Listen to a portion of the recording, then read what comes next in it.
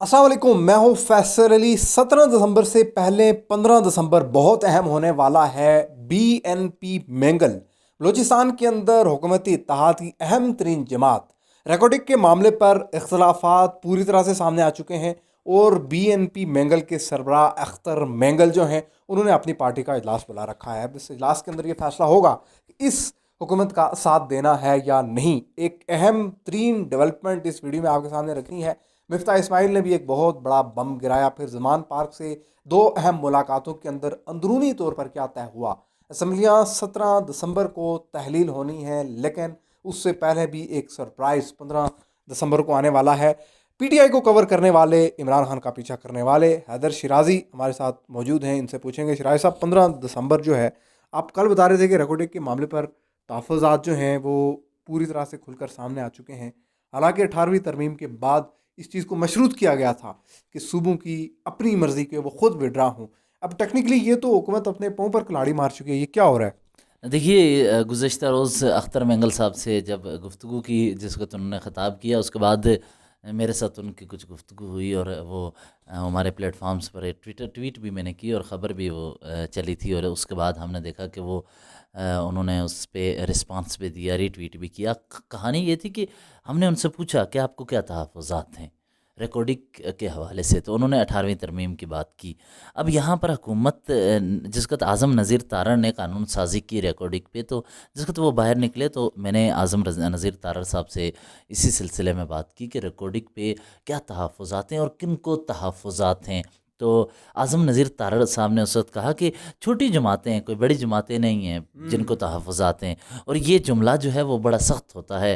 अख्तर मेंगल साहब जैसी शख्सियत, जिनके वालिद मोहतरम का अताउल्लाह मेंगल का एक बड़ा किरदार है, इसके अलावा सिर्फ वही नहीं बल्कि गौस बख्श बजिंजो और फिर हासिल बजिंजो के बाद उनकी जमात और ताहिर बजिंजो साहब ने भी वहाँ से बलूचिस्तान से तहफ़्फ़ुज़ात का इज़हार किया। इसका मतलब ये था कि वो लोग जो जमहूरियत के लिए जदोजहद करते रहे, जो बलूचिस्तान के हकूक़ की बात करते रहे, आज बलूचिस्तान का अहम तरीन मामला आया है तो उन्होंने तहफ़्फ़ुज़ात का इज़हार किया। और अख्तर मेंगल साहब के हवाले से जिस वक़्त आज़म नज़ीर तारड़ ने ये गुफ्तगू मेरे साथ की और मेरे साथ एक दोस्त, सहाफ़ी दोस्त मौजूद थे, तो मैंने आज़म नज़ीर तारड़ साहब से इस हवाले से तफ़सीलात मांगी कि कौन सी जमातें हैं जिनके कम तादाद है बलूचिस्तान से लेकिन उन्हें तहफ़्फ़ुज़ात हैं। तो उन्होंने कहा ये अख्तर मेंगल साहब हैं, उनको हम मना लेंगे। लेकिन उस वक्त तक कानून साज़ी हो चुकी थी। मनाने का मकसद क्या है? लेकिन उस उनसे गुफ्तगू के बाद मैंने सोचा कि अगर एक तरफ हुक्मरान जमात से एक शख्सियत से हमने बातचीत कर लिया, तो दूसरी तरफ अख्तर मेंगल साहब, ताहिर बजिंजो साहब से भी बात कर लेते हैं। ताहिर बजिंजो साहब से जिस वक्त मेरी गुफ्तगू हुई तो उनके पास पहुंचा, उनसे कहा कि क्या मामला है, रिकॉर्डिंग पे आपका क्या मौक़िफ़ रहेगा। तो उन्होंने कहा कि देखें, 18वीं तरमीम के लिए सूबों को इख्तियारात दिए, निचली सतह तक इख्तियारात की मुंतकिली हुई और अब 18वीं तरमीम पर वार करने की शुरुआत की जा रही है। अच्छा। मैंने इस पर फिर अख्तर मेंगल साहब के पास गया। अख्तर मेंगल साहब के सामने मैंने 5 सवाल रखे और वो रिकॉर्ड का हिस्सा हैं। 5 के 5 सवालों का ताल्लुक रिकॉर्डिंग, उनके तहफ़्फ़ुज़ात 18वीं तरमीम से था। उन्होंने उसी वक्त कह दिया था कि हम इजलास बुला रहे हैं। आसिफ अली ज़रदारी के बारे में जो मैंने सवाल पूछा उनसे, वो व्यूअर्स के लिए बहुत अहम है। आपका शुक्रिया कि आपने आज मुझे बुला लिया और आपने समझा कि वो पूरे जो कानून साज़ी हुई है उस पर व्यूअर्स को आगाह कर दें।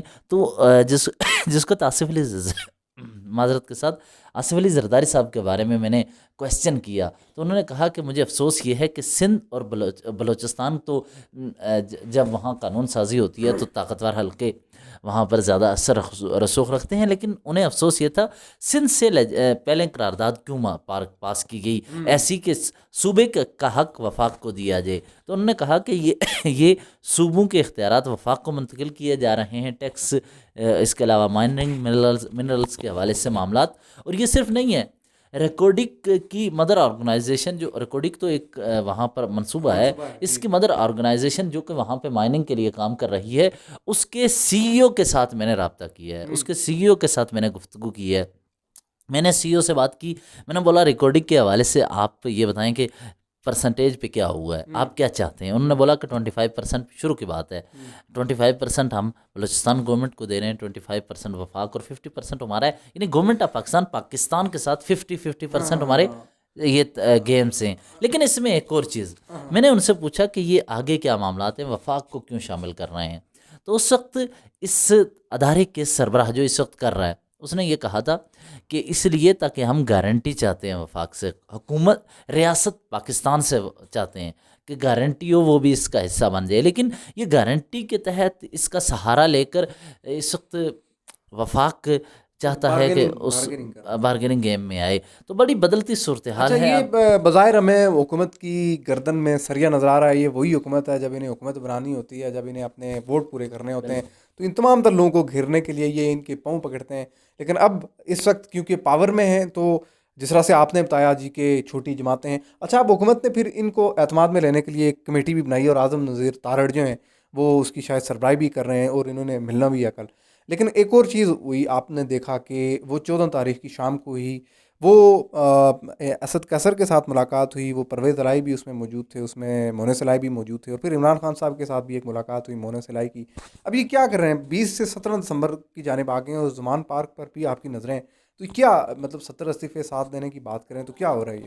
دیکھیے تین چیزیں ہیں. عمران خان کو کل بھی میں نے کہا تھا, عمران خان صاحب چاہتے ہیں کہ ایک خاص سیف راستہ مجھے مل جائے, اور پہلے انہوں نے کہا کہ اسمبلیاں تحلیل کریں گے. ان کے ساتھی کہہ رہے ہیں اسمبلی تحلیل نہ کی جائے کیونکہ اس وقت وفاق میں حکومت ہے اور یہ چاہتے ہیں, حکمران اتحاد چاہتا ہے کہ یہ اسمبلیاں تحلیل کریں اور ہم فریش الیکشن کروا دیں وہاں پہ. تو اس صورت میں پی ٹی آئی کو دھچکا لگے گا. دوسرا یہ کہ مستعفی ہوتے ہیں تو قومی اسمبلی میں بھی انہوں نے کہا تھا کہ قومی اسمبلی سے نکل کے ہم نے جنگ کا میدان خالی کر دیا ہے. جب ہم نے جنگ کا میدان خالی کر دیا ہے تو پھر ہم لڑیں گے کہاں, اپنے عوام کے حقوق کے لیے آواز کہاں اٹھائیں گے. اس کے بعد انہیں کہا کہ مذاکرات کی طرف جائیں. مذاکرات ہو رہے ہیں اور میں یہ سمجھتا ہوں کہ پی ٹی آئی کے اندر سنجیدہ حلقے ابھی تک یہ کوشش کر رہے ہیں کہ مذاکرات سے بات ہو جائے, اسمبلی تحلیل نہ ہو, کچھ نہ ہو. اور میں اس حوالے سے پی ٹی آئی بڑے عرصے سے کور کر رہا ہوں, جب سے ان کی حکومت بنی اس وقت سے. لیکن میرے ذرائع یہ کہہ رہے ہیں کہ اسمبلی تحلیل کرنے کے حوالے سے انہوں نے یہ دباؤ تو رکھا ہے کہ اسمبلی تحلیل کر دیں گے, لیکن اسمبلی تحلیل انہوں نے نہیں کرنی. عمران خان صاحب خود بھی اس حوالے سے چاہتے ہیں کہ میڈیا کو کہا جائے میں توڑنے جا رہا ہوں, میں بس اب کشتیاں ساری جلا دیں. لیکن انہوں نے ابھی بھی وہ چاہتے ہیں کہ سیف پیسے جو انہیں دیا جائے وہ بات چیت کے ذریعے معاملات حل کر لیں, کیونکہ جتنا پی ٹی آئی کو نقصان اس یہ اناج کی وجہ سے ہوا ہے, گزشتہ 6 ماہ کے دوران ان کی ہردرمی کی وجہ سے ہوا ہے.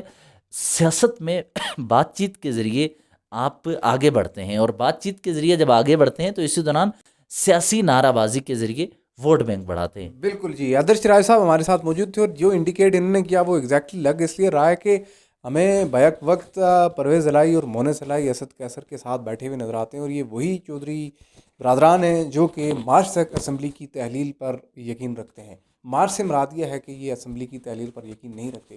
تو یہ عمران خان صاحب کے لیے ایک بہت بڑا چیلنج ہے اس وقت. وہ کہہ تو چکے ہیں کہ 17 کو وہ ایسا کریں گے, لیکن ٹرکی پوائنٹ یہ ہے کہ اس میں وہ ٹائم گین کرنے کے لیے مذاکرات کی انڈیکیشن دے رہے ہیں. اگلی ویڈیو میں ہوگی ملاقات.